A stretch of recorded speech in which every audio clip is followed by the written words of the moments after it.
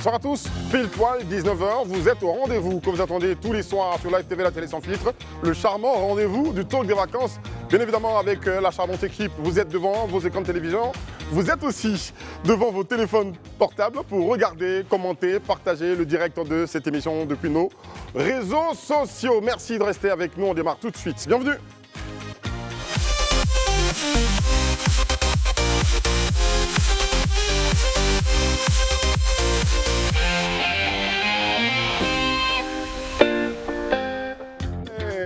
Les vacances vont bon train sur Live TV, la télé sans filtre avec cette équipe, cette charmante équipe. On a commencé les vacances ensemble, on les terminera ensemble. Aïcha Crépi. Bonsoir. Comment ça va? Eh bien ça va très bien, surtout quand tu mets des vestes. C'est quoi, ces couleurs saumon, c'est ça? Aussi radieuses que splendides. Wow. Bonsoir à tous chez Ça vous, me et puis bonsoir touche. sur le plateau. D'accord. Quand quelqu'un qui est noir rougi, ça vient quoi? Je sais, Bordeaux, On sait- hein? corail. Bordeaux, violet peut-être. Par contre, il y a quelqu'un qui a porté des couleurs que j'aime pas beaucoup, mais bon, je le salue quand même. Arnaud Goï, bonsoir. Bonsoir Eric, bonsoir à tous les supporters de l'ASEC d'Abidjan, le plus grand, le meilleur club, le club le plus titré, le mieux structuré de Côte d'Ivoire. Et puis je sais que c'est un club qu'Eric aime beaucoup. Il est fâché. Oui, j'aime sa structuration, j'aime son organisation et tout ça. Ben, et j'ai surtout aimé qu'il ait été 5e du dernier championnat en Côte d'Ivoire. Gandhi, comment ça va? Ouais, bonsoir Eric Landry, bonsoir à toute la team et bonsoir à tous ceux qui nous suivent de toutes les conquêtes du monde entier. Ça va bien? Ça va bien, à merveille, Super. comme d'habitude. Cette sagesse aujourd'hui, tranquillité. Non, toujours. Ça Ça vous arrive souvent? c'est d'une belle dame, c'est tout à fait fallait pas normal. le- Très bien. La sixième, elle donne sa lumière. Oh. Ça dépeint sur moi en fait. Oh là là! Quel charmant garçon! Ouais.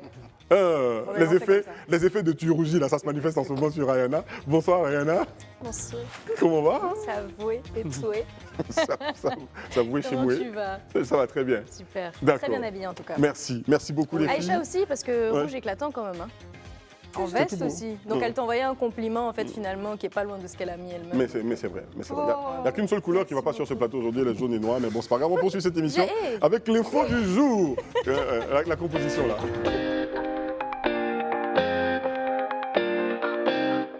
Alors, la Côte d'Ivoire est représentée au rendez-vous des Jeux paralympiques 2024 et nous avons au téléphone le président du comité paralympique, Monsieur Trazier Pacom. Bonsoir, président. Qu'on n'arrive pas à joindre pour le moment. Les Jeux paralympiques, vous êtes au courant, hein, donc la Côte d'Ivoire est représentée par 4 athlètes, hein, le temps que la régie arrive à joindre le président. Trazier Serge Pacom, président donc, du comité paralympique, qui très évidemment donc, va nous donner la description donc, de cette équipe composée de 4 athlètes hein, donc, qui va représenter la Côte d'Ivoire, cette équipe, aux Jeux paralympiques. Dans quelle discipline nous allons le savoir, quelle préparation nous allons le savoir et dans quel état d'esprit donc, cette équipe se trouve en ce moment hein, pour aller représenter la Côte d'Ivoire et nous revenir avec beaucoup plus de médailles que l'ont fait donc, les autres pour les JO 2024. Hein. Vous en savez quelque chose quand même, les Jeux paralympiques? Oui, les Jeux paralympiques démarrent après les Jeux olympiques. On a 4 athlètes. On a Awa Ouattara qu'on voit sur nos écrans, haltérophilie. On a Haltérophilie. Haltérophilie, oui. On a K. Michel, athlétisme, lancer de poids et de javelot. On a Bolibi Michel au niveau du taekwondo. Et puis on a des espoirs aussi africains, hein, surtout maghrébins. Je pense à Roua, la Tunisienne, qui est 6 fois médaillée d'or au niveau du lancer de poids. C'est une grosse star. Elle a participé à ces 6 médailles d'or. Elle les a obtenues à l'occasion de 4 Jeux paralympiques. Elle a toujours aligné l'or, très constante, championne mondiale en lancer de poids. On attend beaucoup également du Tunisien Walid, qui est 5 fois médaillé d'or en athlétisme, qui a participé à tous les récents JO paralympiques et qui a toujours eu une médaille d'or. Donc on a des espoirs ivoiriens, mais surtout plus globalement africains.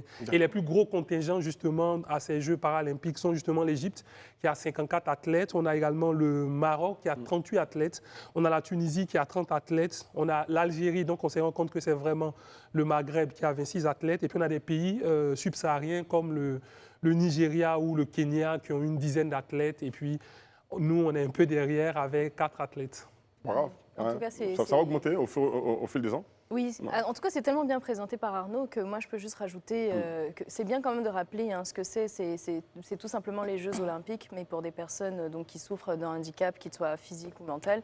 J'avoue que moi, j'ai un coup de cœur particulier pour l'organisation de ces Jeux-là, parce que non seulement ça ouvre justement le champ des possibles pour des personnes qui jusque-là sont considérées comme des personnes parfois un peu mise à part sur le plan sportif, mais c'est tellement noble de pouvoir voir la force mentale qui se dégage justement de ces athlètes-là. Et puis, je pense qu'on leur envoie toutes les énergies positives et beaucoup de soutien, en tout cas, à ces athlètes-là. On compte sur eux. De toute façon, on est champions, on est tous champions, les Ivoiriens, donc on sait qu'ils vont nous ramener quelque chose à la maison. Ça, c'est sûr. Quels souvenirs nous avons déjà donc, des précédents Jeux pour ce qui concerne la Côte d'Ivoire?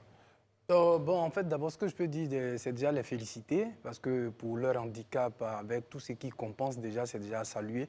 Mais je veux d'abord parler particulièrement de la dame qui a été championne déjà, je pense que 6 fois. L'haltérophilie? Oui, oui, elle est championne et ça, c'est déjà à saluer, on ne le sait pas. Mais à travers, en fait, les JO des handicapés para-olympiques, il faut aussi, en fait, inviter les populations à pouvoir faire, en fait, ce genre de sport-là. Parce que c'est vrai qu'on les connaît au niveau des JO, mais au niveau interne, ils ne sont pas en fait trop connus. Donc, il faut que les populations qui vivent le même handicap puissent aussi en fait s'adonner à ce genre de sport. Ça va plus. On est 7-4, mais parmi les 4, on a une qui a été plusieurs fois championne. Et ça, c'est à saluer. Très bien. Et il faut inviter le public, très certainement, donc, à se déplacer chaque fois qu'il y a donc, ces Jeux, qu'ils soient nationaux ou internationaux, paralympiques, pour encourager nos athlètes. Et pourquoi pas, si vous en connaissez donc, autour de vous qui ont des talents, il faut les encourager donc, à s'inscrire dans une discipline en adéquation avec leurs talents. Pourquoi pas pour nous ramener des médailles. Tout à fait, tout à fait. Tout à fait. Je suis d'accord à 100%. Moi, j'encourage aussi, comme les autres, ces athlètes. En plus, au-delà de la force mentale dont a parlé Rihanna, il y a aussi de la force physique. C'est quand même des épreuves qui sont assez physiques. Donc, ça dénote que le handicap n'arrête pas non plus tout le champ des possibles. Et puis, on est de tout cœur avec eux. On espère. Mais vous savez que 4 athlètes, ça peut faire 4 médailles aussi. Absolument. Donc, Absolument. On compte sur vous, les gars. On compte sur vous et la fille, Awa Ouattara. On compte sur vous, vous tous. Ramenez-nous des médailles, une médaille pour chacun, ou plusieurs, 2 ou 3, pourquoi pas, donc pour chacun dans chacune de vos disciplines. Ça va nous faire plaisir. La Côte d'Ivoire est championne d'Afrique de football. Cissé Cheikh nous a ramené donc la médaille de bronze aux JO de Paris. Nous sommes sûrs que ce ne sera pas bredouille avec vous. Vous allez revenir donc avec au moins 4 médailles. Voilà, félicitations à vous déjà pour cette participation et puis bon vent. On n'arrive pas à joindre justement donc, le président du comité paralympique, parce que c'est l'information que me donne la régie. Donc poursuivons cette émission avec le prochain sujet. Quand nous pourrons l'avoir dans nos prochaines émissions, nous allons discuter avec lui quant à la participation de la Côte d'Ivoire à ces Jeux paralympiques. Poursuivons avec Ça fait l'actu.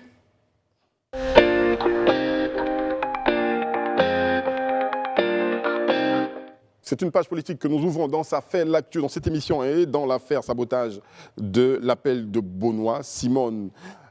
Docteur Simone Gbagbo, Simone Eivé Gbagbo, répond donc à Abou Cissé, un proche de Laurent Gbagbo, Gandhi. Quels sont les propos d'Abou Cissé qui mettent le MGC en rogne? Bon, en fait, avant de parler des propos d'Abou Cissé, il faut déjà situer en fait, le contexte de l'événement. Le mouvement des générations capables, c'est de l'ex-première dame Simone Gbagbo, a réagi via un communiqué qui est signé de son premier vice-président, Dr Traoré, Dominique, et suite à une déclaration de M. Abou Cissé, qui est un proche de du président du PPACI, Laurent Gbagbo, il est cadre du PPACI. Et dans cette interview-là, il a accusé formellement Simone Gbagbo de pouvoir saboter l'appel de Bonois. Et ses propos sont clairs. Le morceau choisi, il dit comme ça que elle, pour des, comment je peux appeler ça, pour des bribes de billets de banque, elle serait prête à saboter ce que je peux appeler l'appel de Bonois. Donc la réaction a été rapide, immédiate, et elle a été jugée mensongère et diffamatoire, cette réplique-là, cette sortie-là. Donc c'est ce que je voudrais dire. Qu'est-ce qu'il faut retenir totalement de tout ça? On l'accuse d'apporter une certaine confusion à tout ce qu'on peut appeler l'appel de Bonois. Voilà. Donc la réaction, c'est de rappeler à ceux qui l'accusent qu'il n'en est rien et qu'en fait, c'était des propos très graves à l'encontre de Simone Gbagbo qui, depuis longtemps, était en train de batailler pour l'union en fait, de l'opposition, contrairement à ce qu'on peut croire. Ça, c'est ton avis, hein. C'est pas dans la réponse. Hein. Non, non, ça, c'est maintenant le commentaire. D'accord, c'est le commentaire que tu fais là-dessus. Alors, on a lu tous ce communiqué. Qu'est-ce qui est ressorti en substance dans ce communiqué? Alors, avant de donner cet élément, j'aimerais quand même souligner le commentaire de Titi Elohim qui nous dit « Moi-même, je vais faire l'appel du talk ». Donc, a aussi son appel.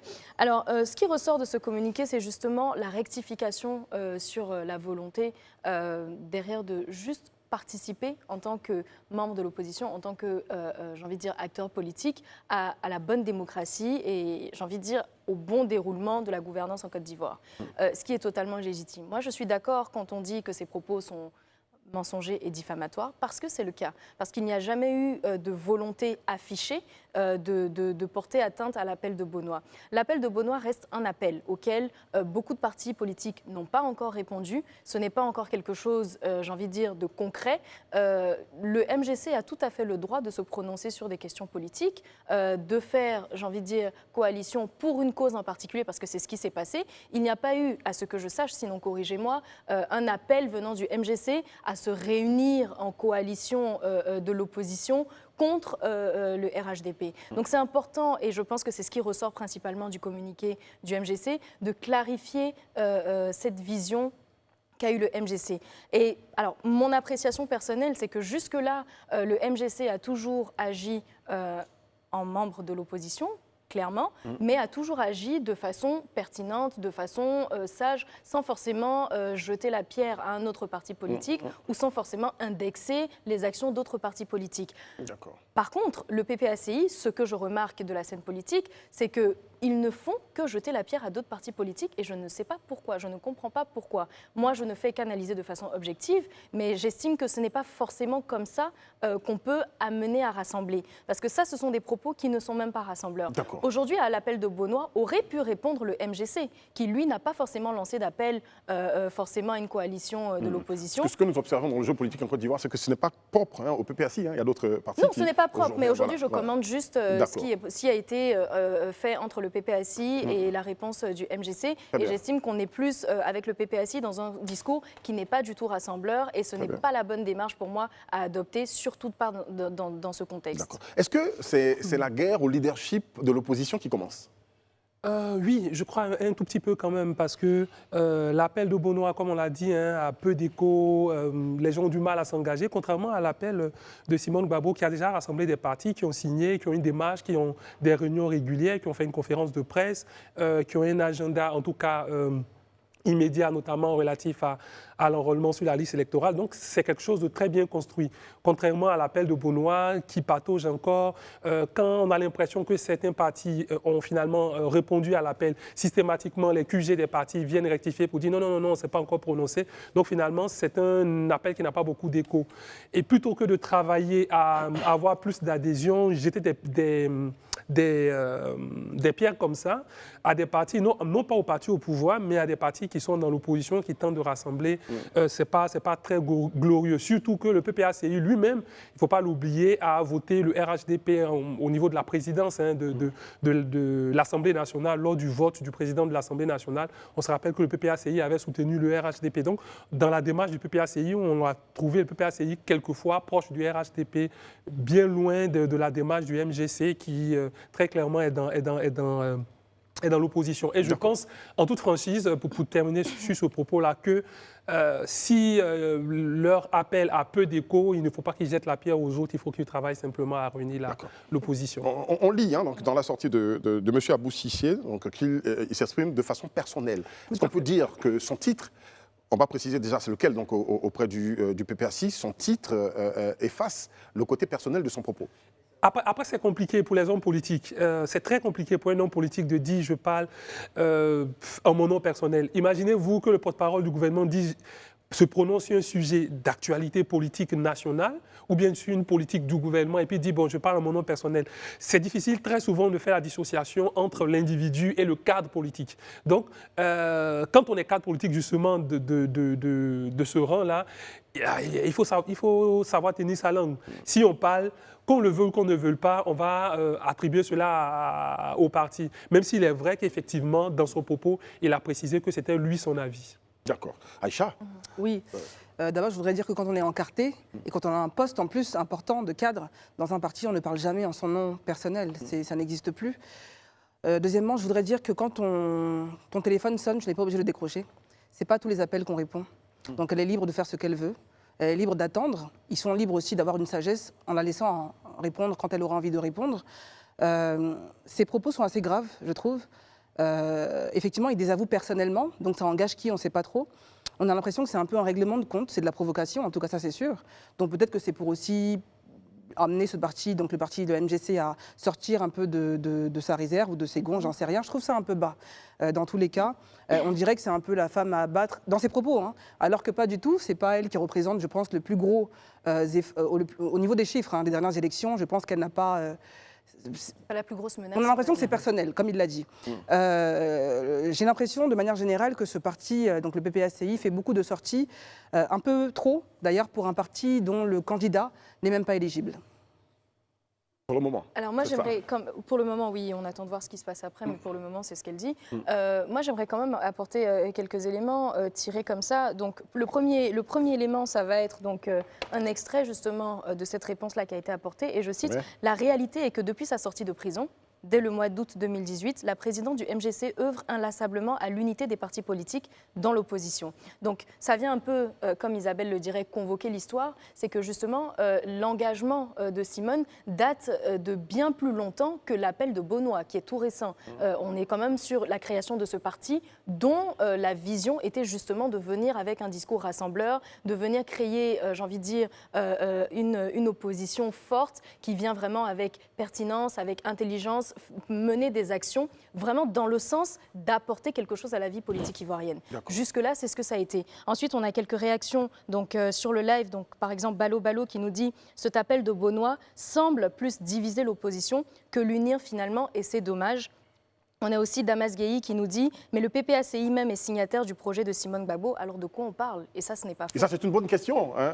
Il est signataire de... Moi, ce que je veux dire, en fait, il faut d'abord dire qui est Abou Cissé. Abou Cissé, c'est vrai, même s'il n'a pas de responsabilité formelle au sein du PPACI, Abou Cissé a été ancien conseiller de Laurent Gbagbo quand il était président de la République, et aujourd'hui, il est très proche de Laurent Gbagbo. Déjà, c'est vrai qu'il a fait une déclaration personnelle, même si ça n'engage pas le PPACI, mais je pense qu'à travers son communiqué, il a été clair, parce qu'il a fait une accusation très grave où il a essayé de ternir l'image de Simone Gbagbo, qu'il accuserait pour quelques bribes de billets de banque qui voudraient saboter cet appel-là. Mais il faut revenir d'abord à l'historique même des appels.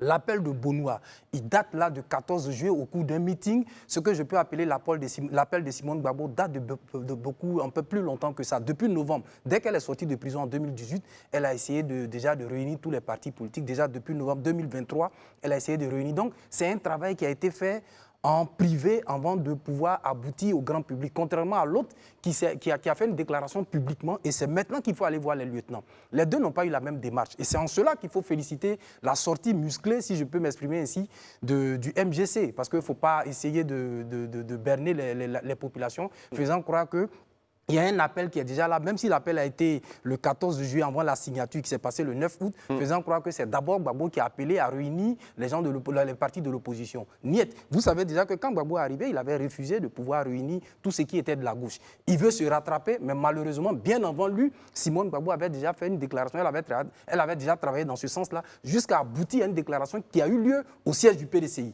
Donc, à ce niveau des choses-là, il faut dire que les lieutenants du PPACI, du président du PPACI, se sont mal barrés, comme ils le disent, et ils ne s'y mettent pas de la bonne manière, parce que ce qu'on aurait voulu pour ce genre de choses, c'était d'abord de régler les problèmes en interne, mais malheureusement, et vous allez voir que l'appel de Beaunois risque de ne pas aboutir si on s'en tient aux propos, en fait, quelque peu des lieutenants comme Abou Cissé, malheureusement. D'accord.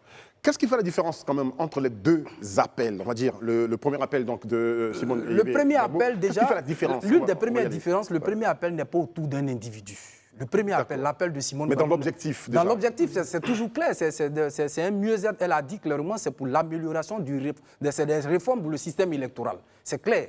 Vous voyez, on se réunit autour des valeurs, autour des principes. De l'autre côté, c'est un appel qui est fait par un individu et qui demande que tout le monde se réunisse autour de lui, puisqu'il lit dans ses bras.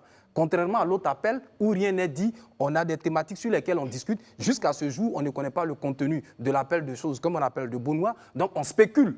Et bien malheureusement, en spéculant, déjà, les lieutenants font des sorties jusqu'à accuser. C'est grave. Est-ce que les lieutenants ne sont pas dans la démarche du parti Mais bien est-ce qu'on peut le dire bien- On va permettre à quelqu'un d'autre de répondre à cette question. Il a bien raison. Il a bien raison. C'est dans la suite logique. Ou si vous permettez, il poursuit. Oui, D'accord, Félix, vas-y. Félix. Voilà. Vas-y, Gandhi, vas-y. Bon, je pense que... On l'a coupé dans son dialogue. Mais ce n'est pas bien grave. La démarche des lieutenants obéit à l'état d'esprit du président Gbagbo Laurent, le président du PPAC. Vous voyez. Et cela dénote déjà en fait, la manière dont l'appel a été lancé. L'appel a été lancé au cours d'un meeting, personne ne savait, les autres partis ne savaient pas. Alors que de l'autre côté, ça a été préparé minutieusement. On a rencontré des gens en aparté et paf, on a fait on a fait une sortie publique. Aujourd'hui, c'est vrai qu'on peut dire que, bon, wait and see, attendons pouvoir, comme le disent les anglophones. Mais est-ce qu'avec les sorties de ça et là, des lieutenants comme Abou Cissé, est-ce que ça va donner une chance après tout ce qui s'est passé par le Qu'est-ce passé? qui rend l'appel de Simone Évêque Gbagbo dans sa forme beaucoup plus crédible ou encore qui attire beaucoup plus les autres partis politiques Oui. dans sa démarche? Il y a plusieurs éléments qui attirent les partis politiques par rapport en tout cas à l'appel de Benoît. Premièrement, c'est la structure. C'est que c'est un appel qui est structuré, il y a d'abord une démarche. Les membres de la plateforme n'aiment pas en parler parce qu'ils ont un principe, il n'y a pas de leadership, il n'y a pas de... etc. Donc, ils n'aiment pas qu'on parle beaucoup de Mme Simone, mais en réalité, elle a adressé plusieurs correspondances à des associations, à des centrales syndicales, même aux partis au pouvoir, à l'ensemble des partis d'opposition. Donc, il y a eu une démarche d'abord derrière, il y a eu plusieurs discussions avant d'en arriver là. Donc, c'est quelque chose de très structuré. Deuxièmement, les objectifs. Les objectifs, pour le moment, ne sont pas extrêmement ambitieux. Ils vont étape par étape.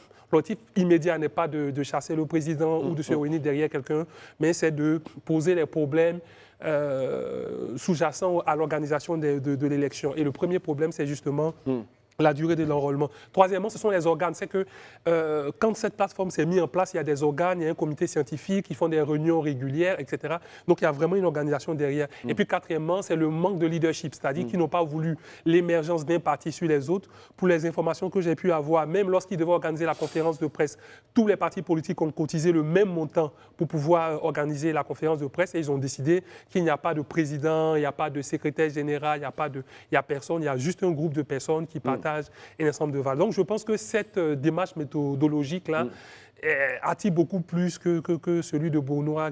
Alors moi, j'aimerais avoir quand même une autre analyse qui est plus l'analyse qu'on a en tant qu'observateur. Donc nous qui faisons partie de la population, on n'est pas vraiment dans la peau des analyses politiques, on est vraiment en tant que population. Il faut faire attention, il faut que les leaders fassent attention aujourd'hui aux sorties qu'ils font. Parce que ça dénote vraiment de qui est un vrai leader ou pas, aux actions qu'ils posent.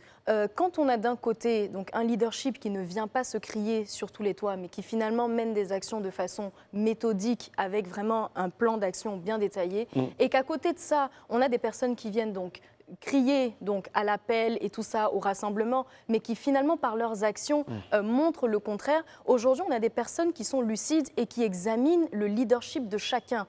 Et donc, on peut très vite se tirer une balle dans le pied, même si on a de bonnes intentions, par les actions qu'on mène. Donc, il faut que les partis politiques aujourd'hui comprennent qu'ils ont une responsabilité et que ce qu'on leur demande, c'est d'avoir des projets concrets et des attitudes responsables vis-à-vis de la population, parce que c'est finalement sur ça qu'on va vraiment se baser pour aller répondre dans les urnes. Très bien. Est-ce que Laurent Gbagbo n'est pas conforté dans son statut d'ancien chef d'État face à Simone Gbagbo, donc son statut, sa carrière politique, conforté ou pas,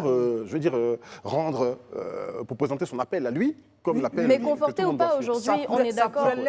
On est d'accord. Ça pourrait l'être, parce que je finis de répondre. Je finis juste de répondre. Conforté ou pas, je veux juste dire que ça ne compte plus dans ce schéma-là, parce que la preuve, tous les partis n'ont pas répondu oui à son appel. Donc, ça remet en question son leadership. Donc, ce qui était, était. Là, ce qui est, et il faut agir en fonction de ce qui est. D'accord. Oui, en fait, ça pourrait l'être. C'est vrai, ça poursuit d'anciens présidents de la République, mais déjà, la donne a changé. La donne a changé. Parce que la différence, je reviens tout à l'heure, vous avez posé une question, vous parliez du leadership. Ça existe réellement parce que je pense que le PPACI était déjà signataire de l'appel, de ce que je peux appeler l'appel de Simone Gbagbo.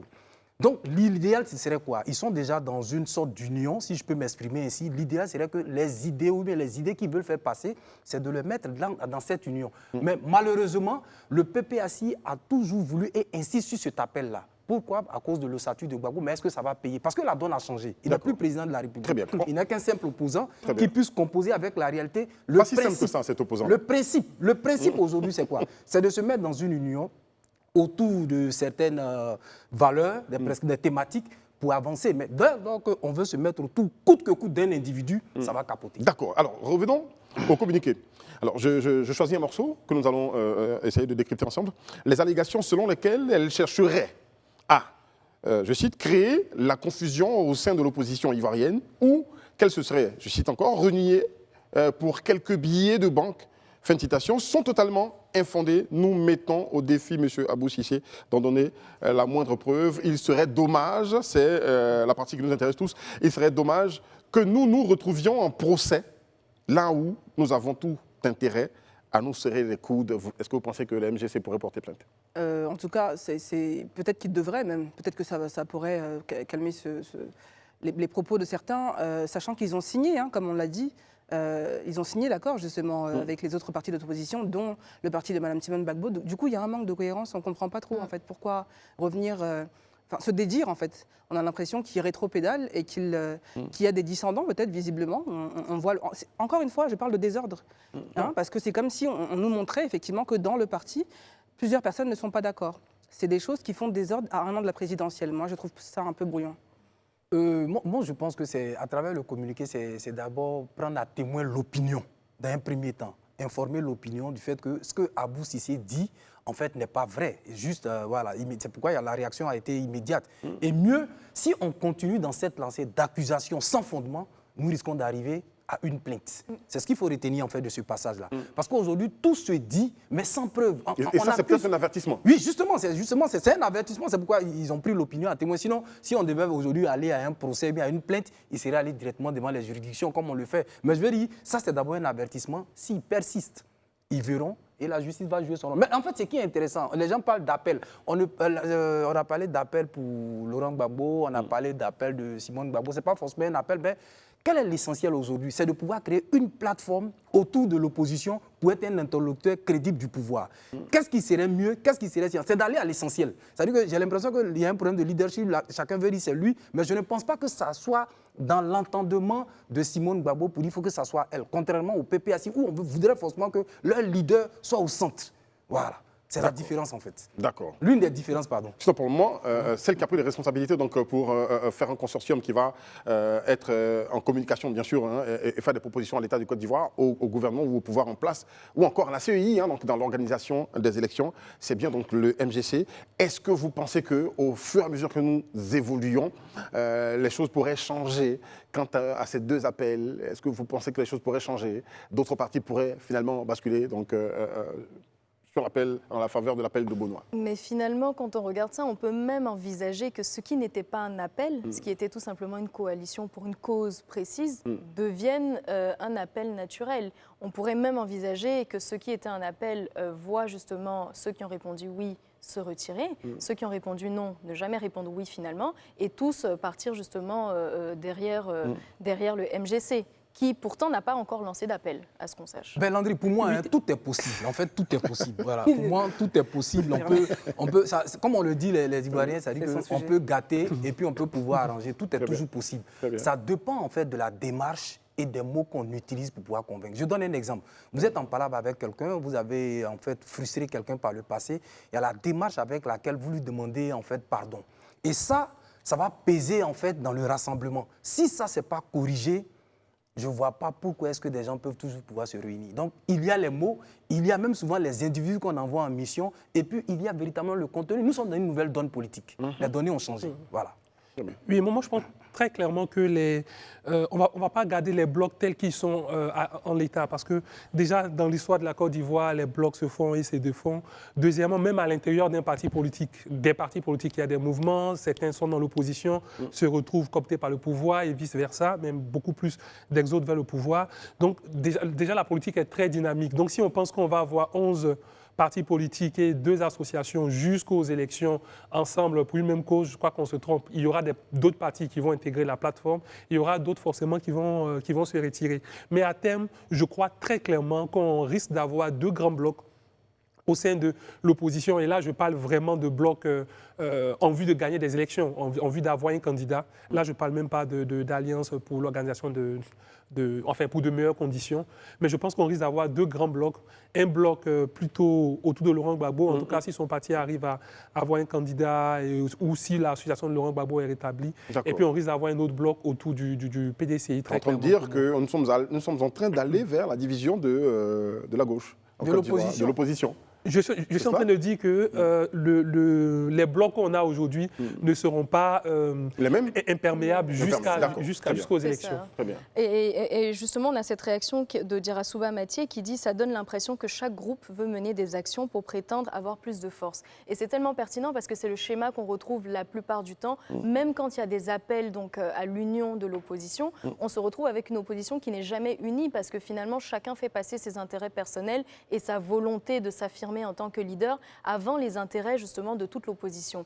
Et on espère en tout cas que ce qui est en train de se passer en ce moment s'arrêtera assez vite et servira d'exemple parce que ça ne fonctionne pas. Si c'est ce qu'on a fait et que ça n'a jamais fonctionné, il faut peut-être revoir le modèle, mettre en avant les intérêts démocratiques déjà de la Côte d'Ivoire, mettre en avant les intérêts de l'opposition avec de vraies revendications qui sont fondées et puis avoir une démarche qui est plus pertinente et plus méthodique. Non mais Rayana, moi à ce niveau je ne suis pas d'accord parce que même quand des gens se réunissent, en fait ça dépend en fait de la dimension de celui qui a plus de poids. Et dans le cas actuel de l'opposition, c'est Laurent Gbagbo, compte tenu en fait de son passé de président de la République, qui fait juste office de leader naturel.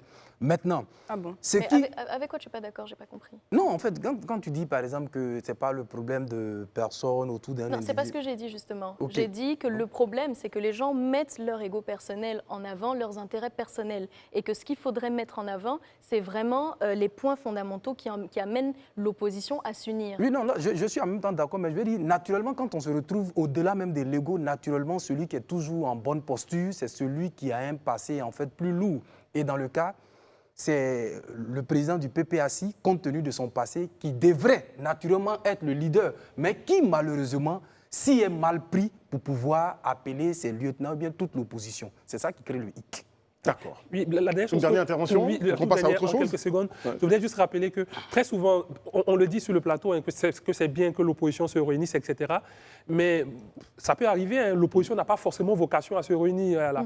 On a des profils, parce qu'on dit l'opposition, on a l'impression que c'est un groupe hétéroclite, alors qu'on a des gens de la gauche, des libéraux, des gens de la droite, des gens qui ne veulent même pas se sentir, etc. Donc, il ne faut pas toujours croire que l'opposition, c'est un groupe complètement homogène. Très bien. Poursuivons cette émission avec une autre info, l'info du jour.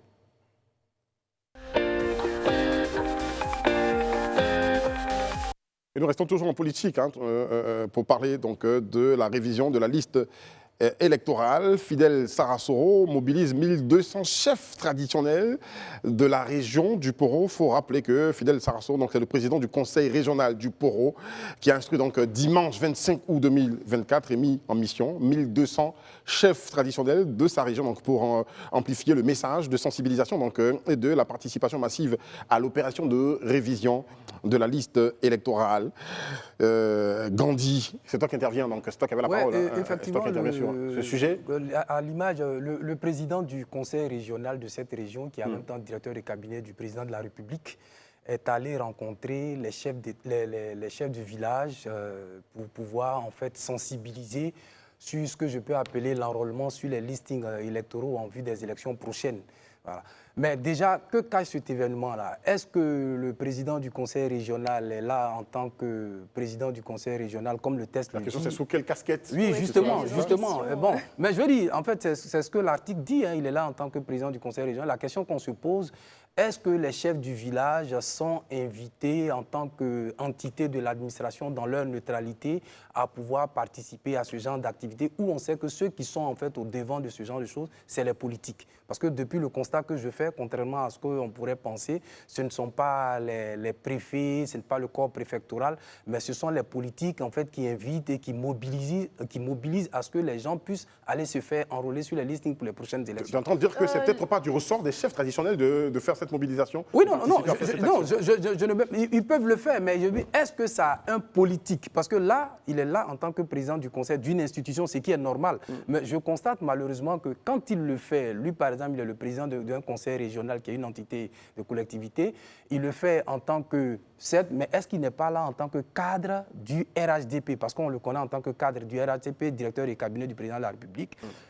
L'idée, c'est que depuis que ces événements-là ont lieu, ce sont les politiques qui sont au devant, qui mobilisent leurs électeurs à leur pouvoir se faire enrôler. Donc, je pense que ça pose un problème de savoir qui fait quoi et au nom de quoi. Est-ce qu'on le fait au nom de l'État parce qu'on porte une casquette étatique ou bien on le fait en tant qu'étiquette politique? C'est la question que je me pose. Voilà. La question est posée Je peut-être à comprends Ryan. très bien hein, les interprétations et les interrogations que soulève Gandhi, parce que je pense que cette action a soulevé aussi pour beaucoup de personnes la même interrogation.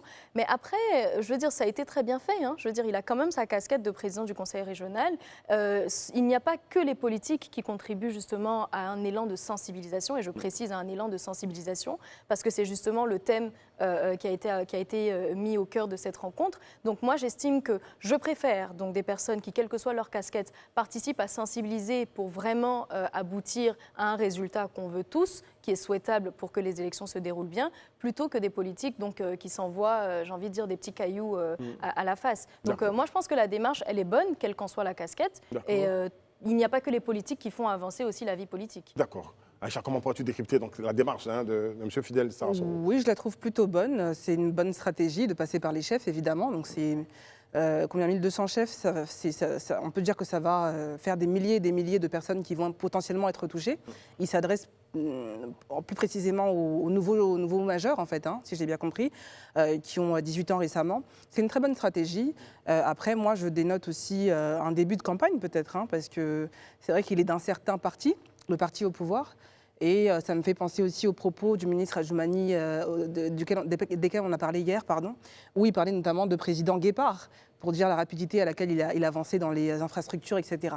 Donc j'ai l'impression qu'on rentre quand même dans une campagne d'un président qui n'est pas encore annoncé comme candidat officiel, naturel, oui, mais pas, la candidature n'est pas officielle. Est-ce que dire aux gens, demander aux gens, est-ce que demander à des chefs de mobiliser toute leur population pour s'inscrire sur la liste électorale, c'est faire l'apologie d'un président? Je vais pas parler d'apologie. Hein. J'ai dit que peut-être faire que le président... Faire campagne peut-être pour un président. Oui, peut-être, parce c'est pour voter pour qui? D'accord, là, il appelle à voter pour qui? Justement. Il n'a pas dit peut-être. Mais il est du parti RHDP. Qui est le candidat pour l'instant du parti RHDP? On nous annonce un candidat naturel. Et justement, quand tu dis voter pour qui, on a vu donc, des petites écharpes que portaient les chefs traditionnels où c'était écrit voter ado. Donc on peut comprendre justement ces questionnements. Ça a été vu sur les photos. Après, je pense que dans le jeu électoral, quand on a un parti au pouvoir et qu'en même temps, dans ce parti, il y a des responsables, j'ai envie de dire, d'institutions qui vont parler aux électeurs, on comprend tout de suite, c'est ça la force du parti au pouvoir qui participe à des élections. On arrive facilement à utiliser les agents et à trouver de beaux prétextes pour masquer des débuts de campagne. Donc, on attend l'annonce officielle, on ne veut pas de masque. Moi, en fait, la question que je pose, en fait, c'est est-ce que si un indépendant, quelqu'un qui veut être candidat pour les prochaines élections au régional dans cette région-là, un indépendant pouvait inviter tous les chefs, inviter en même temps les autres ministres. Moi, ce que je veux dire à travers ça, il faudrait qu'on puisse équilibrer de telle sorte que quand le président du conseil régional veut parler à la population, qu'il ne parle pas de choses comme on appelle de l'enrôlement, qui a un caractère politique. Moi, c'est ce que je veux dire.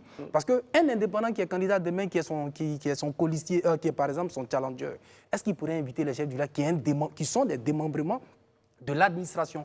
Puisque le constat aujourd'hui, c'est quoi? C'est les politiques qui appellent les populations à aller se faire enrôler. Et c'est en amont. Dès que les populations sont conviées par un homme public ou bien par une personnalité, elles se croient redevables parce qu'à la réalité, c'est lui qui aurait tout fait pour qu'elles se fassent enrôler. Ce que moi, je souhaite, j'aurais été content que je voie, par exemple, le corps préfectoral inviter les chefs de village à aller faire le travail de l'enrôlement. Là, je serais d'accord. Mais quand un homme politique, parce qu'il est au pouvoir, il le fait sous cette casquette, je suis persuadé que 10 ans en arrière, il y a eu l'enrôlement. Je n'ai pas vu le directeur de cabinet du président de la République, mais le président, parce qu'aujourd'hui, le président du conseil régional, en train d'inviter les populations à pouvoir aller se faire enrôler. Qu'est-ce que je veux dire par là? Les gens utilisent forcément la casquette politique. Vous pensez que ce n'est pas de son ressort? C'est un peu de trop parce que ça confond et ça met mal à l'aise, ça crée un climat de déséquilibre au niveau des prochains candidats. Ouais. Si quelqu'un qui est candidat indépendant ou bien quelqu'un qui n'est pas peut-être du pouvoir, qui n'a pas peut-être ce coffre-là, bien ce statut-là, ça déséquilibre déjà les élections. Déjà, voilà, on ne va pas à des élections transparentes et équilibrées pour ma part. D'accord. Oui, comme le disait... D'accord, pas d'accord? Oui, je suis à 80% d'accord avec ce que disait Gandhi, hein, parce qu'il a une double casquette. Il est cadre du RHDP, proche du président de la République, et puis en même temps président du conseil régional.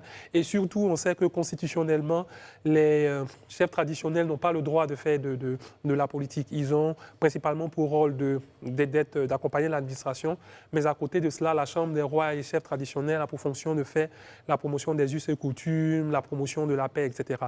C'est vrai que l'enrôlement sur la liste électorale, théoriquement, n'est pas un acte politique parce que s'enrôler sur la liste électorale, c'est un acte administratif. La liste électorale est un document administratif comme l'extrait de naissance ou comme etc. Mais il se trouve que la carte d'électeur sert à voter. Donc, très rapidement, quand on invite des personnes à aller s'enrôler, systématiquement, on pense derrière aux élections. Donc, on est un peu gêné. Est-ce que c'est un homme politique qui met en mission des chefs traditionnels qui, normalement, ne devraient pas faire de la politique, mais en même temps vont se... Donc, voilà, on est très, très embarrassé. Et comme le disait Gandhi, c'est bien que soit ce soit l'administration vraiment qui encourage les chefs de village, etc., à le faire parce qu'ils font partie de l'administration. Est-ce qu'il y a quelqu'un qui est désigné pour faire ça, pour jouer ce rôle-là, donc pour mobiliser? Est-ce que tout le monde n'a pas le droit en Côte d'Ivoire? Blé Goudé l'a fait il n'y a pas longtemps, et il a encouragé. La CEI donc, paye les médias pour encourager donc, à s'inscrire sur la liste électorale. Est-ce que... Parce qu'après, quand on va aux urnes, chacun choisit qui il vote. Non, le problème, c'est pas le fait d'inviter. Tout le monde doit inviter. C'est un acte civique même d'être inscrit sur la liste électorale. Le problème ici, c'est qu'on a réuni des chefs traditionnels. C'est surtout ça qui est le problème. Sinon, si il va et qu'il parle, c'est maladroit parce que constitutionnellement, la Chambre des rois et chefs traditionnels a été introduite à la faveur de la Constitution de 2016 et ils ont des attributions. Parmi les attributions, on leur interdit de faire tout ce qui est propagande politique. Donc, comme ce type d'acte, comme le disait Gandhi, comme je le disais, est très souvent... C'est un acte civique, hein, parce que, comme j'ai dit, c'est un acte administratif, mais c'est pour aller voter, c'est un candidat... il est proche du président de la République, etc. Donc, très vite, les relents politiques se rapprochent. La question que moi, je veux poser, en fait... Dernière intervention, pour qu'on aille au journal. Pour ce genre de choses, le corps préfectoral aurait été mieux. Bien simplement... Voilà, en fait, c'est ce que je veux dire. Parce que ça déséquilibre et ça met mal à l'aise celui qui n'a pas une casquette politique et qui n'est pas au pouvoir. En fait, vous voyez le débat. Est-ce que ça interdit les autres hommes politiques des autres partis Ça pose un problème d'éthique. Ça pose un problème d'éthique. Parce qu'en fait, comme il a dit, on peut dire à tout le monde d'aller se faire enrôler, il n'y a pas de problème. Mais inviter l'administration via les démembrements de l'administration qui sont les chefs traditionnels, il y a un problème. Voilà. D'accord. Je pense que la campagne n'a pas commencé. C'est une question de mobilisation au civisme. Hein. Donc le civisme, c'est donc pousser les populations donc, à aller voter, à s'inscrire sur les listes électorales et à aller voter. Bon, personnellement, je ne suis pas chroniqueur, donc je pense que c'est pas campagne pour le moment. Donc il faut aller vous inscrire sur les listes électorales pour choisir librement après le candidat que vous aurez choisi. On se retrouve juste derrière. Nous sommes de retour sur notre plateau du Talk des vacances et nous savons que vous êtes encore nombreux au rendez-vous sur nos réseaux sociaux. Vous êtes nombreux à commenter aujourd'hui, on lit tous vos commentaires avec le sourire. Des fois, on s'esclave de rire. Et puis des fois, on est sérieux quand même. Et puis, Ryan, juste à côté, se permet de nous ramener à l'antenne certains de vos commentaires. Merci de rester avec nous sur Live TV, la télé sans filtre, à la télé comme sur les réseaux sociaux. Ça nous fait plaisir. Poursuivons tout de suite cette émission avec un tour à l'international.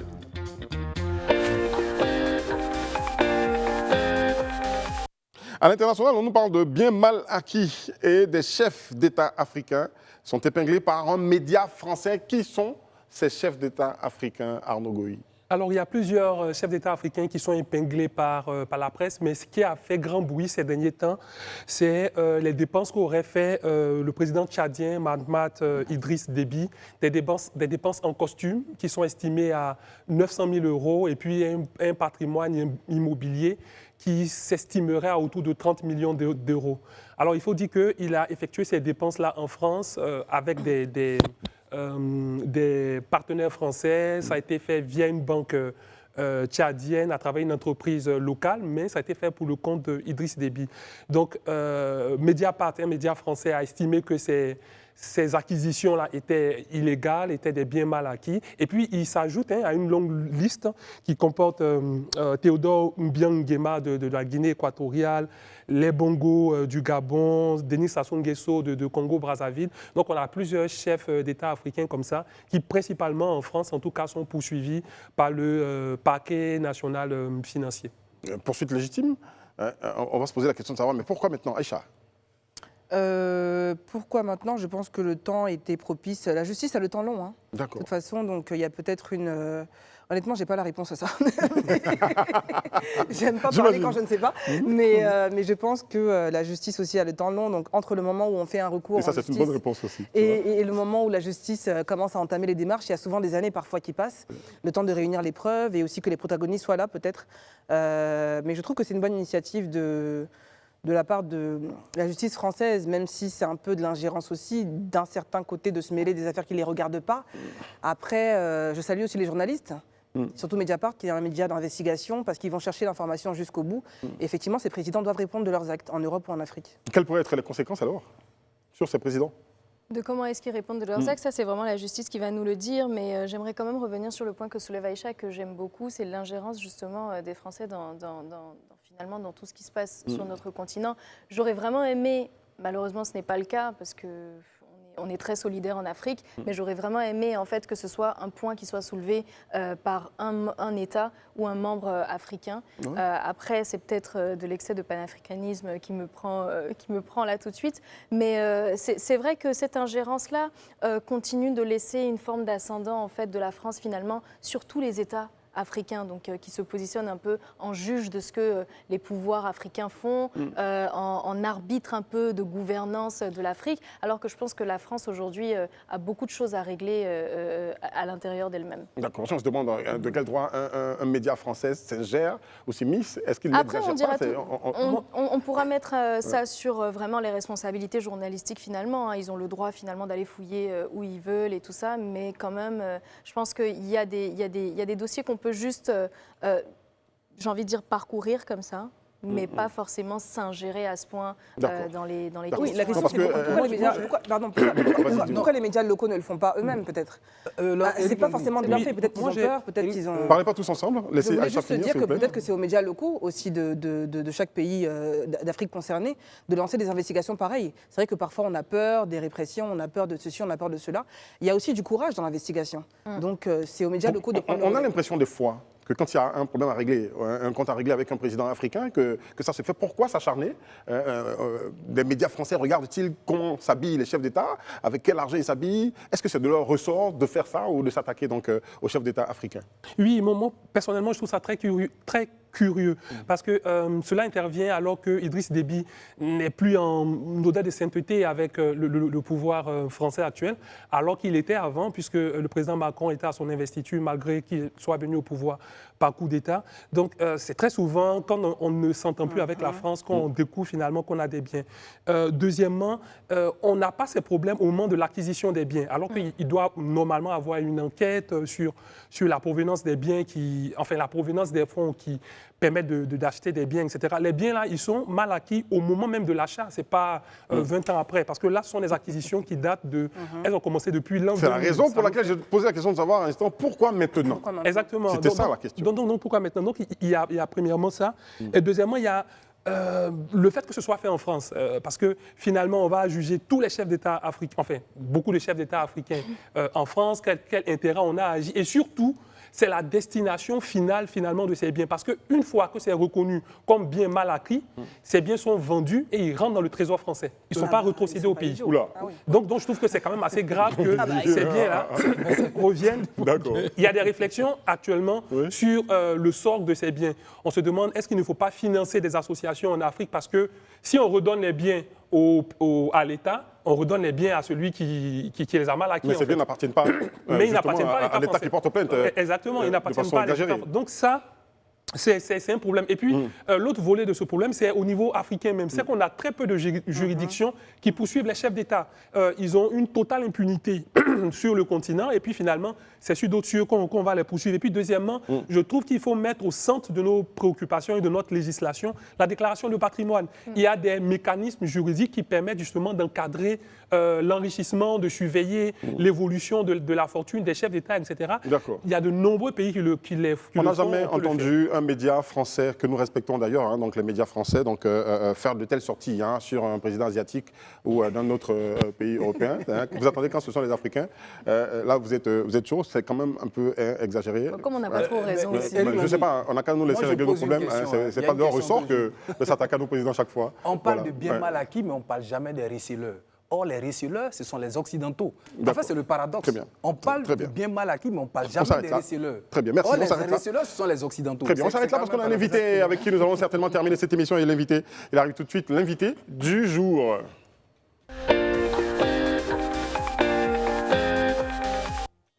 Et l'invité, c'est bien Maître Serge Ouraga qui arrive maintenant sur notre plateau pour prendre place entre Rayana Assi et Gandhi Kué.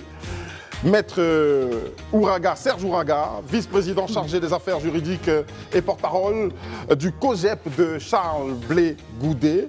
Alors Charles Blé Goudet, la raison pour laquelle vous êtes ici, hein, donc Charles Blé Goudet est victime de diffamation sur les réseaux sociaux. Il a porté plainte à la PLCC. Bonsoir, maître. Bonsoir, Merci d'être avec nous sur ce plateau, de répondre. c'est moi qui vous remercie. Sans vous offusquer, hein, on aurait bien aimé avoir votre président, qui reste calme et qui se cache aujourd'hui, ces temps-ci quand même, qui n'est pas présent quand il y a les déclarations à faire. Est-ce que c'est une stratégie Non, il ne se politique. cache pas. Le COJEP est Il dirigé... se fait beaucoup discret, on ne va pas dire caché, il se fait Le discret. COJEP est dirigé par le président Charles Blé Goudet, mais il a beaucoup de collaborateurs. D'accord. Donc, il peut parler aujourd'hui. On l'attendait à la conférence de demain, presse, il n'était pas là Non, la conférence de presse a été lue, la déclaration a été lue par le premier vice-président du COJEP. D'accord, Voilà, c'est une Très bien. personnalité importante de notre parti. d'accord. Et je pense que le COJEP, comme tous les partis politiques responsables, ne se limite pas à leur président. Très bien. Il y a donc une direction et un ensemble de cadres qui sont donc à la disposition du parti. Très bien, d'accord. Il a été diffamé sur les réseaux sociaux. Est-ce que vous pouvez nous faire, l'état des lieux de cette affaire? Que s'est-il passé? Alors, depuis quelques jours, il y a une publication qui est parue sur les réseaux sociaux qui a fait état d'une rencontre entre le président Charles Blé Goudet et Mme Touré Masséré, secrétaire générale de la présidence de la République. Rencontre au cours de laquelle le président Charles Blé Goudet aurait sollicité donc un partenariat avec le RHDP et demandé le financement de son parti. Vous convenez avec moi qu'une telle affirmation, une telle information est grave, très grave, parce qu'aujourd'hui, le président Charles Blé Goudet, engagé avec d'autres partis politiques dans une dynamique de regroupement au sein de l'opposition, ne peut pas raisonnablement, par derrière, solliciter donc du parti au pouvoir un partenariat. C'est une information grave. Très bien. Pour laquelle il fallait donc porter plainte, parce que ce que nous souhaitons, c'est que ces personnes qui tiennent de telles affirmations, comme on le voit souvent, il faut qu'à un moment donné, elles viennent et qu'elles rapportent les preuves des déclarations qu'elles tiennent. Voilà la raison pour laquelle nous avons donc porté plainte. D'accord. Merci d'avoir accepté notre invitation et d'être sur notre plateau. Est-ce que les éléments que vous considérez comme diffamatoires sont la rencontre avec l'approche du président de la République, ou c'est la sollicitation, ou ce sont les deux? Une rencontre n'est pas un problème en soi. Donc il y a bien eu rencontre? Non. Je le dis. La question que vous posez est de savoir si c'est la rencontre le problème. Tout à fait. Ce que je dis, c'est qu'une rencontre n'est pas un problème en soi. Il n'y a jamais eu de rencontre. Alors, ce que nous critiquons, ce que nous dénonçons, c'est qu'à un moment donné, il faut que nous arrêtions dans ce pays. Il y a des individus qui sont assis chez eux, qui inventent, qui imaginent des faits sur des personnalités politiques, qui tentent de salir la réputation des personnalités politiques, et puis elles sont assises chez elles. Nous disons non. À un moment donné, il faut que ça cesse. Regardez le contenu. Le poste fait état de quoi? D'une demande, d'une sollicitation de partenariat. Qu'est-ce que ça veut dire? Ça veut dire que le président Charles Blé Goudé est dans l'opposition, avec des partis d'opposition, et par derrière, nuitamment, il passe et il va solliciter un partenariat. C'est très grave. Deuxièmement, il demande le financement de son parti politique. Mais sur la base de quoi le COJEP va demander le financement de son parti politique? Légalement, il y a des conditions pour un parti politique pour obtenir un financement. Pourquoi donc le COJEP, en dehors de la loi, va aller nuitamment et demander donc le financement d'un parti politique? Qu'est-ce que ça veut dire? Ça veut dire que quoi? Le président Charles Blé Goudé, qui aspire à diriger la Côte d'Ivoire, lui-même ne se conforme pas à la loi. C'est grave. Et on ne peut pas accepter cela. Justement, je vais prendre la balle au bon concernant le financement des partis politiques. Il est clair que la loi prévoit que les partis politiques qui sont financés, en tout cas au niveau du financement public, ce sont les partis politiques qui ont une représentation à l'Assemblée nationale. Mais il est arrivé dans notre pays de nombreuses exceptions parce qu'on a estimé qu'il y avait des partis qui étaient importants, mais qui n'étaient pas forcément représentés à l'Assemblée nationale. Et à la faveur des dialogues entre l'opposition et le pouvoir, on a eu des arrangements et on a eu des financements en dehors du cadre légal, mais dans le cadre politique. Donc, est-ce qu'aujourd'hui, le COJEP est opposé à ce type de négociation avec le pouvoir ou vous estimez que c'est quelque chose qui peut se faire? C'est de l'argent public. C'est de l'argent public qui appartient donc à tout le monde. Donc si le gouvernement, dans un cadre politique et de manière exceptionnelle, décide d'allouer des financements à l'ensemble des partis politiques, même ceux qui ne répondent pas aux critères qui sont légalement prévus, mais il n'y a pas de problème. Dès lors que cela se fait dans la transparence, dès lors que cela se fait de façon ouverte, il n'y a pas de problème. Ce que nous dénonçons ici, c'est qu'on nous fait passer pour des personnes qui disent ceci dans la journée et dans la nuit, passent par derrière et demander des avantages auxquels nous n'avons pas droit. On ne peut pas l'accepter. Maître, moi, en fait, ce que je voudrais dire, qu'est-ce que vous dites de ceux qui pensent que vous faites des plaintes à géométrie variable? Parce qu'on a vu Bakongo, le ministre Bakongo, vous accuser ici pour dire que le COJEP était en fait au sens propre comme au sens figuré avec vous. Là, il a fallu une sortie de Charles Blé Goudé pour dire en fait qu'il n'en était rien. Aujourd'hui, vous portez plainte. Est-ce à dire que la récréation est terminée ou vous faites des plaintes à géométrie variable?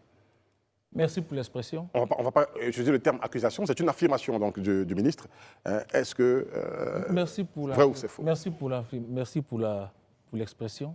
La récréation est terminée. Premièrement. Deuxièmement, vous l'avez dit, c'est une affirmation du ministre Bakongo. Affirmation à la suite de laquelle les deux personnalités se sont parlées, se sont entendues. Ici, ce n'est pas la même chose. Qu'est-ce qui est sorti de leur entretien? Ça, je ne sais pas, ce sont deux personnalités qui se sont parlées. Parce que quelque chose qui a été dit en public, quand on se parle en privé, il est bon quand même de... Il n'y a pas un fait que l'on a imputé au président Charles Blé Goudé.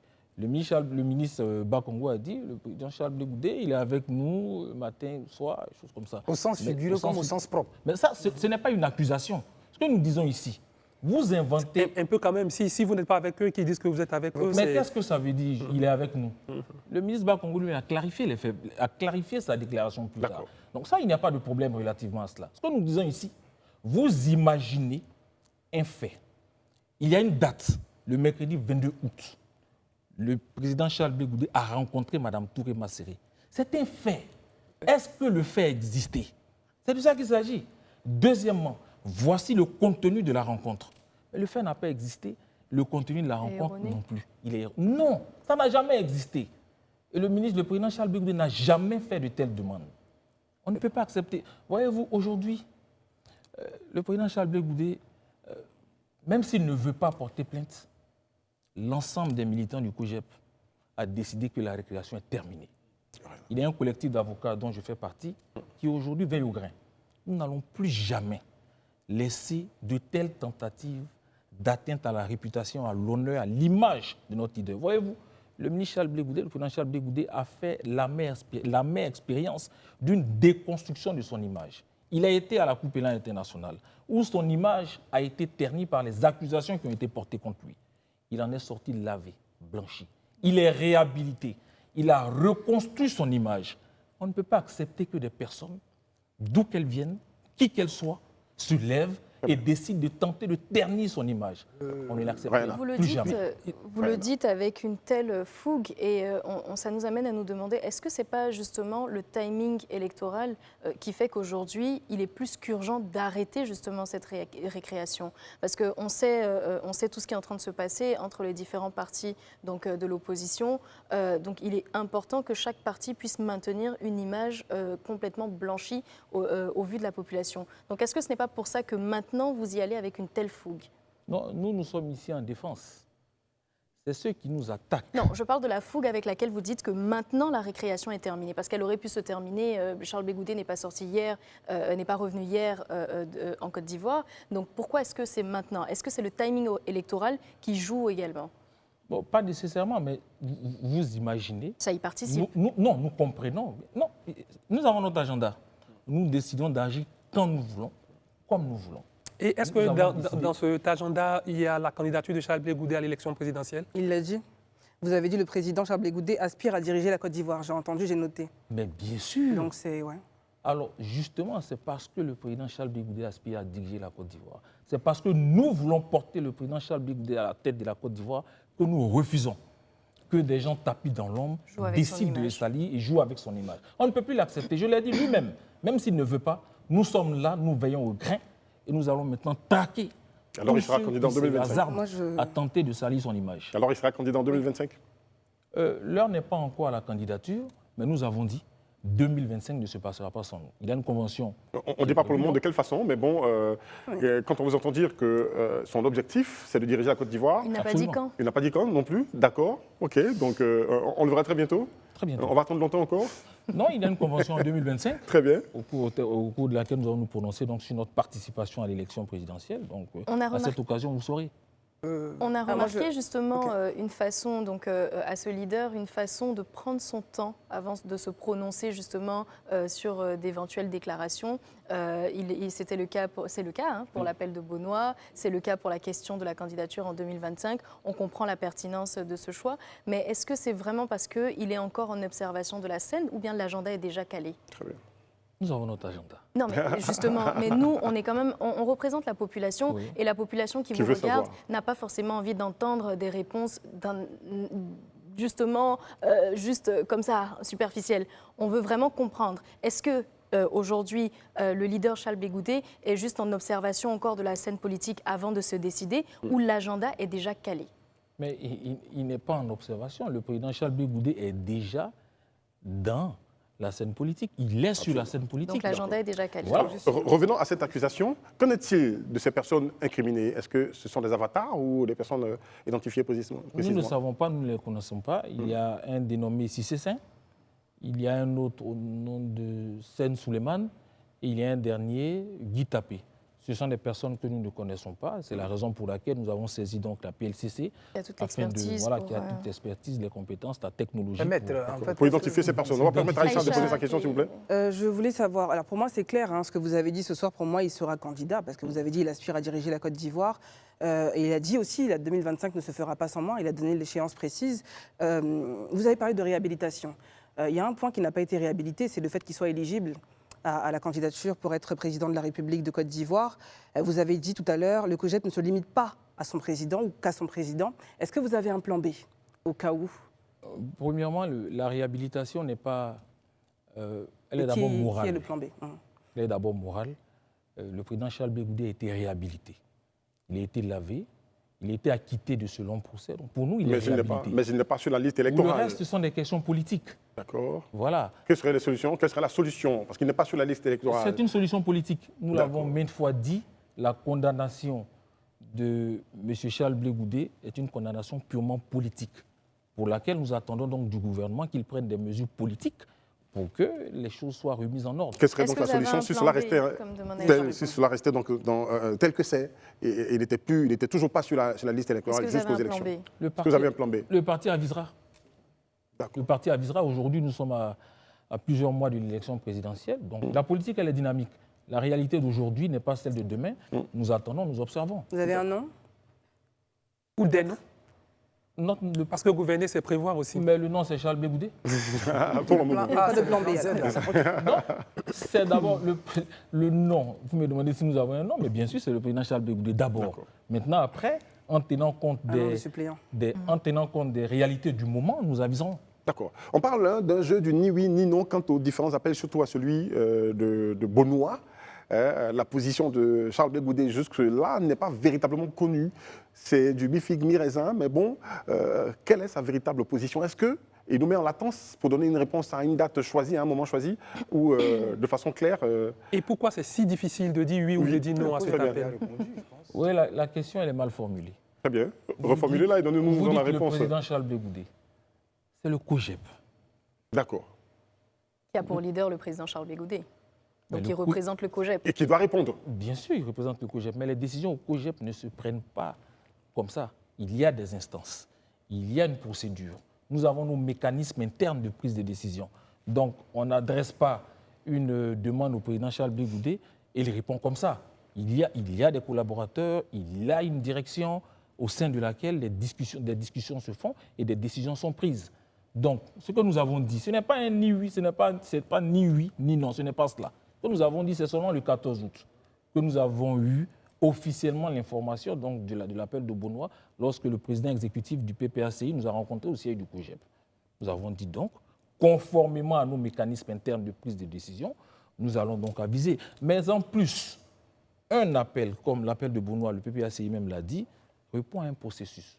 La première étape consistait à nous présenter officiellement l'appel de Benoît et par la suite, d'autres étapes viendront et nous aviserons quel est le contenu de cet appel. Le PPACI a prévu donc de rencontrer tous les partis politiques qu'ils ont préalablement vus pour échanger sur ces questions. Donc nous attendons. Est-ce que ce sont les membres du COJEP qui retardent la rencontre entre le père et le fils, entre Blé Goudé et le président Gbagbo? Est-ce que vous en parlez en conseil? Ça c'est une... Non. Ça, c'est une question pour laquelle on a longuement parlé. Le président Charles Blé Goudé a mené toutes les démarches pour rencontrer le président Laurent Gbagbo. On ne peut pas aujourd'hui dire que c'est le COJEP qui retarde. Ça, on ne peut pas l'accepter. D'accord. Mais C'était juste une question. Elle n'était pas affirmative. C'est une question très personnelle entre le président Laurent Gbagbo et le président Charles Blé Goudé. On ne rentrera pas dedans. Mais il fallait que je restitue donc la réalité. Vous avez bien fait. Alors vous nous demandez, et à raison, de bien faire la différence entre le COJEP et Charles Blé Goudé, donc qui est son leader. Est-ce qu'il faut le faire aussi avec les proverbes qu'il met sur ses réseaux sociaux à chaque fois qu'il y a une actualité en rapport avec le COJEP? Les proverbes, c'est une marque personnelle. Est-ce qu'il faut faire le distinguo entre Charles Blé Goudé et le COJEP quand il met des proverbes à chaque fois qu'il y a une actualité en rapport avec le COJEP? Mais c'est sa page. Donc Faut-il faire le distinguo? Mais bien sûr, qu'est-ce que vous dites? Le président Charles Blé Goudé est un individu, c'est une personne d'abord. Donc il peut sur sa page, bien entendu, faire des proverbes, mais qui n'ont rien à voir avec l'actualité, avec la politique. Non, c'est une personne comme nous. D'accord. Lorsque vendredi dernier sur son poste, quand il parle de grains et on s'amuse, on raconte des histoires, ça n'a rien à voir avec la politique, c'est juste pour s'amuser. D'accord. Voilà. Si Charles Blé Goudé 2025 ne se fera pas sans lui, sans le COJEP, quelle est la force électorale aujourd'hui du COJEP? À quel nombre peut-on estimer les militants du COJEP? Le COJEP est représenté sur la quasi-totalité de l'étendue du territoire ivoirien. Aujourd'hui, je ne vais pas faire donc le calcul donc de l'ensemble de nos militants, mais le COJEP représente aujourd'hui une force politique assez importante, une force de mobilisation assez importante. Vous le voyez à chacune des sorties du président Charles Blé Goudé. Et vous-même qui le suivez sur les réseaux sociaux, c'est bien parce que vous avez aussi de la sympathie pour le président Charles Blé Goudé. C'est une force de mobilisation, c'est un leader en qui. Est-ce que vous avez les une Ivoiriens... estimation? Est-ce que vous avez une estimation? Parce que c'est ça qui permet vraiment non, de visualiser la force. On ne gagne pas une élection avec ses militants. Uniquement. On n'a plus de temps. Donc, on a pratiquement plus de temps. Nous en avons suffisamment. Très bien. Mais nous Merci. ne comptons pas que sur nos militants pour gagner les élections. Merci Maître Ouaga, merci d'être venu sur notre plateau. Merci. Pardon Gagner les élections 2025. On attend la suite de cette affaire, donc à l'appel CC. Donc on attend la suite. On espère que vous allez revenir sur sur notre plateau donc, pour nous donner la suite de cette affaire, de cette plainte qui a été portée donc, par le président du COJEP auprès de la PLCC. Nous avons confiance aux autorités policières. Très bien. Qui, nous l'espérons, feront donc diligence pour que nous retrouvions ces personnes et qu'elles subissent la rigueur de la loi. Très bien, on aurait bien aimé vous garder encore plus longtemps, mais le temps n'est pas pour nous. Hein. C'est la fin de cette émission. On prendra plaisir à se retrouver demain, 19h, sur ce même plateau avec cette même charmante équipe. Merci de nous avoir regardés. Shalom. Shalom.